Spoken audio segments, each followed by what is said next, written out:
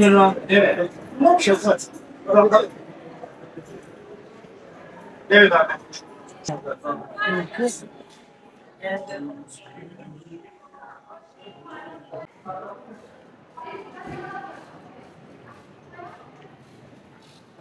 Merhabalar, ben Doktor Eda Çetin.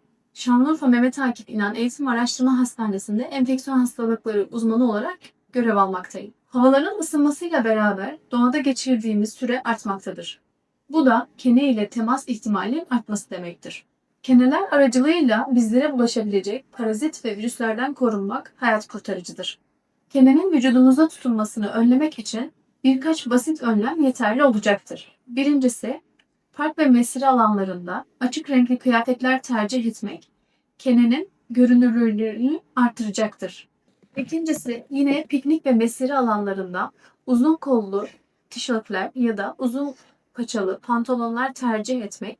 Bunu yapamıyorsak, kıyafetlerimizin açıkta kalan yerlerine kene ve böcek koruyucu spreyler sıkmak oldukça önemlidir. Son olarak açık alandan ayrılırken aile bireylerinin birbirlerinin vücudunu kontrol etmesi, özellikle ense kökü, saç dipleri, koltuk altı ve dizin arkasında kalan kıvrım yerlerinde kenelerin görünürlüğünü artıracaktır.